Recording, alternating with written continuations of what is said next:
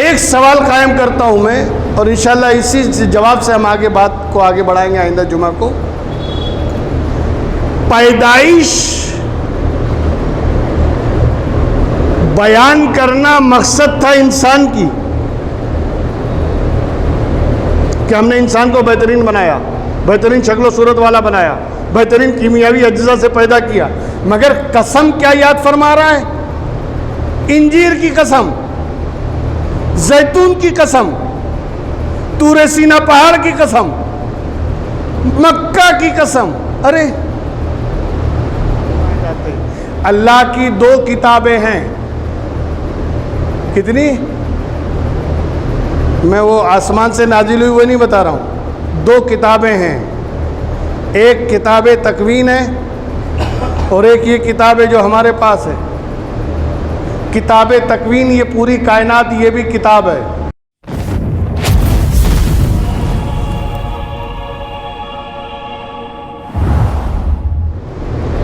اپنی قدرت کاملہ کا ظہور بنایا انسان کو۔ ایک حدیث قدسی ہے، ان اللہ تعالی خلق آدم علی صورتہ، اللہ نے آدم کو اپنی صورت پر پیدا کیا ہے۔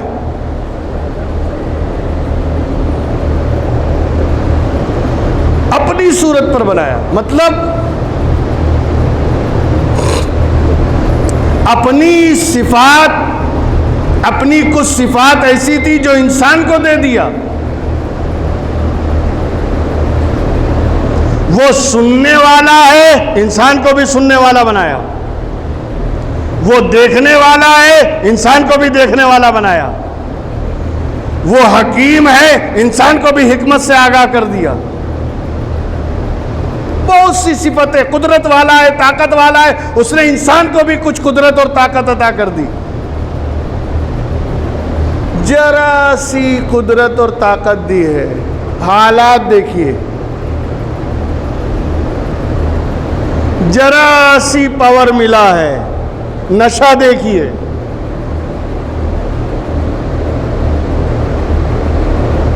اپنی قدرت کا مظہر بنایا انسان کو۔ خلق آدم علی صورتہ، اپنی قدرت کا مظہر انسان کو بنایا ہے۔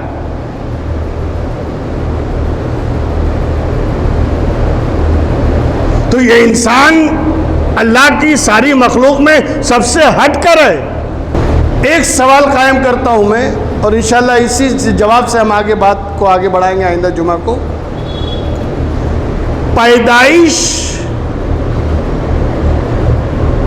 بیان کرنا مقصد تھا انسان کی کہ ہم نے انسان کو بہترین بنایا، بہترین شکل و صورت والا بنایا، بہترین کیمیاوی اجزاء سے پیدا کیا، مگر قسم کیا یاد فرما رہا ہے؟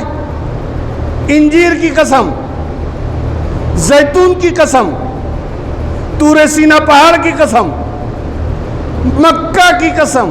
ارے موضوع کچھ ہے، بیان کچھ ہے۔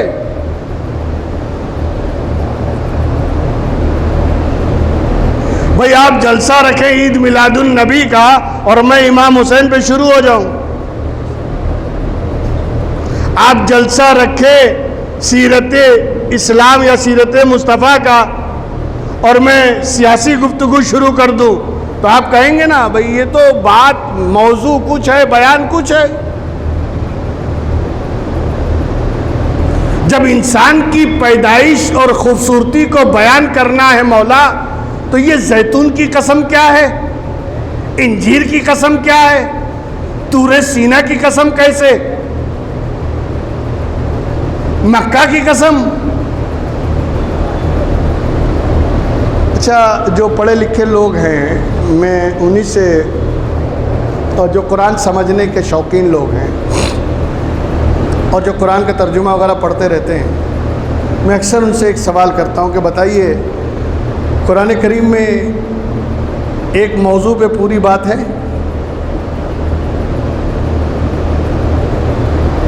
پورا ایک پیج ایک موضوع پہ، ایک ٹاپک پہ ہے؟ بدل جاتا ہے، چینج ہو جاتا ہے۔ ابھی ایمان والوں کا ذکر چل رہا تھا، اب کافروں کی بات شروع ہو گئی۔ ابھی کافر کے لیے 2-3 آیت شروع ہوئی تھی، منافقوں کا ذکر شروع ہو گیا۔ ابھی منافقوں کے لیے 12-13 آیت پڑھا ہم نے، نبیوں کا ذکر آ گیا۔ ابھی نبی کی بات چل رہی تھی، گائے کا ذکر شروع ہو گیا۔ سورہ بقرہ دیکھ لیں، ایک موضوع پہ، ایک پارہ ایک موضوع پہ، ایک رکوع ایک موضوع پہ نہیں ہے، الگ الگ ہے۔ ایسا کیوں؟ اچھا، جب موضوع بدل جاتا ہے تو جو ربط ہوتا ہے، جو سلسلہ ہوتا ہے، ٹوٹ جاتا ہے نا۔ تو ایک آیت دوسری آیت سے کنیکٹڈ نہیں ہے۔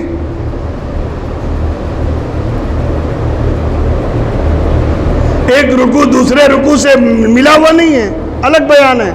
نہیں، یہ ہمارے سمجھنے کا قصور ہے۔ ایک پروفیسر، ایک لیکچرر، ایک مقرر، ایک اوریٹر ایک موضوع پہ 2-2 گھنٹے گفتگو کرتا ہے، وہ تو خالق کائنات ہے۔ اس کی باتوں میں ربط کیوں نہیں ہوگا؟ ربط تو قرآن میں ہے، مگر ہماری سمجھ وہاں تک نہیں ہے۔ اصل میں اللہ کی سنت قدیمہ کچھ اور ہے، جہاں جو چیز ضروری اس نے بیان کر دیا، لیکن ایسا نہیں ہے کہ پہلی سے اور بعد والی سے الگ بات ہو۔ انجیر کی قسم، ہم نے انسان کو بہترین پیدا کیا۔ زیتون کی قسم، ہم نے انسان کو بہترین پیدا کیا۔ طور سینا پہاڑ کی قسم، ہم نے انسان کو بہترین پیدا کیا۔ شہر مکہ کی قسم، ہم نے انسان کو بہترین بنایا ہے۔ یہ چاروں قسموں میں اور انسان میں کیا کنیکٹیویٹی ہے؟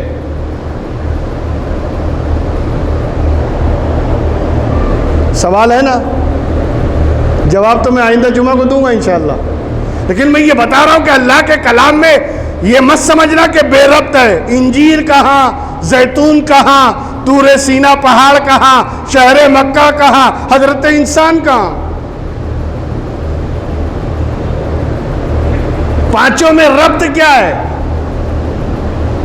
کنیکشن کیا ہے؟ وہ ہماری سمجھ سے بالا تر باتیں ہیں۔ اسی لیے تو قرآن نے کہا ہے افلا تتدبرون القرآن، قرآن صرف پڑھ لینے سے سمجھ میں نہیں آئے گا، غور کرو، فکر کرو کہ اللہ نے ایسا کہا ہے تو کیوں کہا ہے۔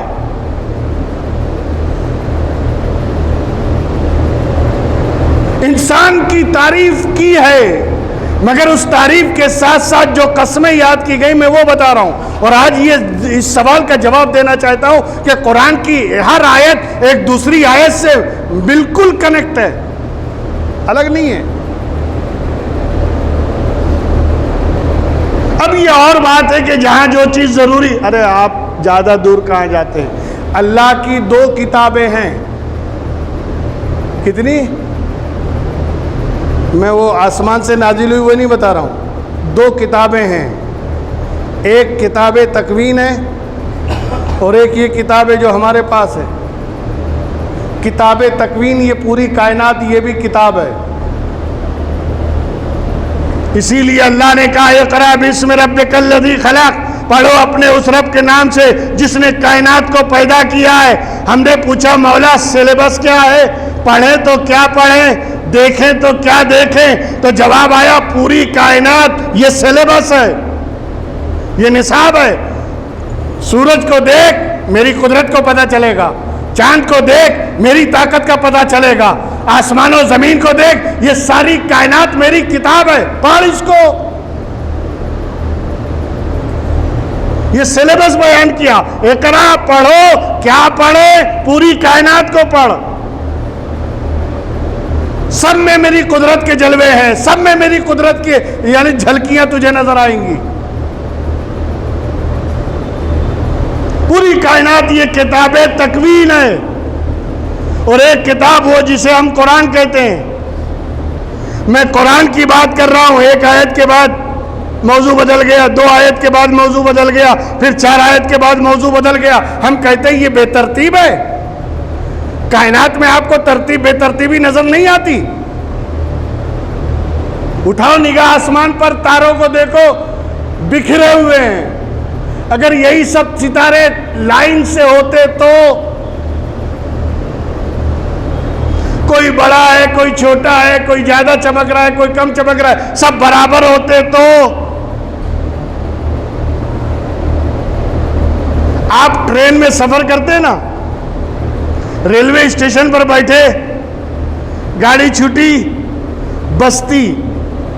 بستی آ رہی ہے، جھوپڑپٹی آ رہی ہے، بگلے آنے لگے، پھر اور آگے چلے تو کھیت شروع ہو گیا، پھر اور آگے گئے تو دریا آ گیا، پھر اور آگے گئے تو کچھ اور آ گیا۔ ابے سب ایک لائن میں ہوتا تو،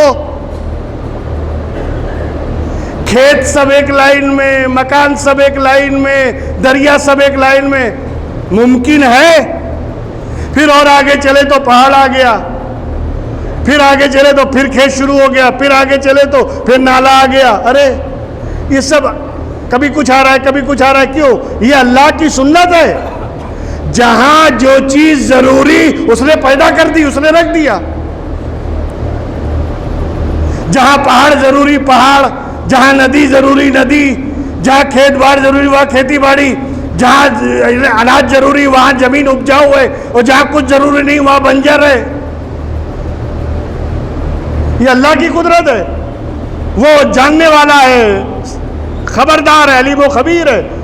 اسی طرح اس نے قرآن میں بھی جو چیزیں جس کا بیان جہاں ضروری تھا اس نے رکھ دیا۔ اب تم سمجھو کہ یہ کنیکٹیویٹی کیا ہے، اس پہ غور کرنا ہمیں۔ اور انشاءاللہ آئندہ جمعہ کو ہم یہیں سے اپنی گفتگو کو شروع کریں گے کہ انسان کی پیدائش کا ذکر کرنا ہے، اس میں انجیر کی کیا ضرورت ہے، زیتون کا کیا لینا دینا، طور سینا پہاڑ کا کیا ہے، اور شہر مکہ کا کیا ہے، جو اللہ نے 4 قسمیں یاد فرما کر انسان کا ذکر فرمایا۔ اور پھر وہیں سے ہم بات انسان کے لیے آگے بڑھائیں گے کہ اللہ نے قرآن کریم میں انسان کو کس قدر درجہ بلند کیا ہے، اور کتنا بلند ترین اپنی ساری مخلوق میں اس نے انسان کو پیدا کیا، اور وہ انسان سے چاہتا کیا ہے، انسان سے اس کی ریکوائرمنٹ کیا ہے، انسان سے اس کا مطالبہ کیا ہے، اور وہ انسان کو پیدا کیا تو پیدا کرنے کے پیچھے مقصد کیا ہے۔ اس لیے کہ جو لوگ مقصد نہیں سمجھتے نا، وہ زندگی میں بھٹک جاتے ہیں، راستہ چھوڑ دیتے ہیں، اور ادھر ادھر بیکی باتیں شروع ہو جاتی ہیں۔ اور جو مقصد سمجھتے ہیں، مقصد پر چلتے ہیں، مقصد کے مطابق زندگی گزارتے ہیں، تو ان کا آنا بھی سفل ہوتا ہے اور ان کا جانا بھی سفل ہوتا ہے۔ اللہ تبارک و تعالی ہم سب لوگوں کو نیک عمل کی توفیق